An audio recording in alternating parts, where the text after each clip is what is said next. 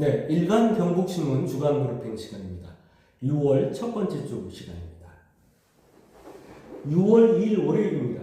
제 이면의 주기사는 포항 울릉 여객선 운항 정상화라는 제목의 기사입니다. 지금 사진을 보시면 주식회사 대저페리의 엘도라도 익스프레소입니다.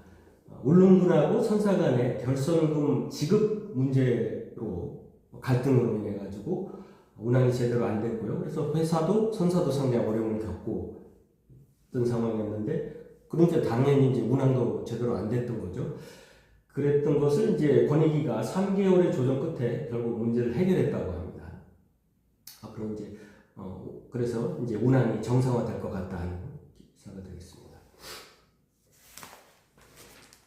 6월 3일 화요일에는 대통령 선거여서 시민이 발행되지 않았고요. 6월 4일 수요일입니다. 시민들께서도 아시다시피 제21대 우리나라 대통령의 이재명 후보가 당선이 됐습니다. 민주당의 이재명 대표가 당선이 됐습니다. 시민들께서는 어떻게 생각하십니까?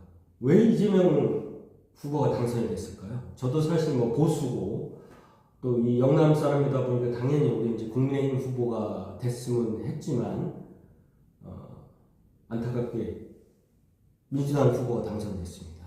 왜 당선됐습니까?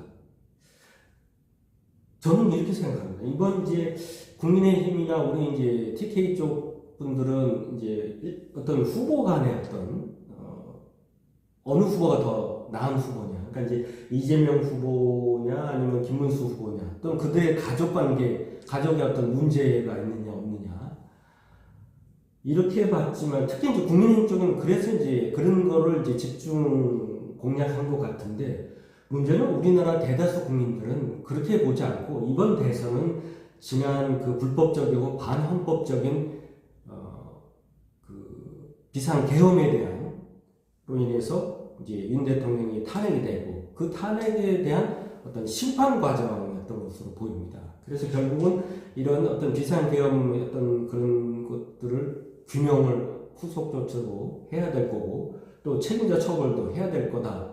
또 이런 거를 봤을 때 이런 걸 누가 더 제대로 잘할 수 있겠느냐, 국민의힘 후보냐 민주당 후보냐를 보고 역시 민주당 후보가 낫겠다, 이렇게 해서 결국 이제 이재명 후보가 당선된 것이 아닌가 그런 생각을 합니다.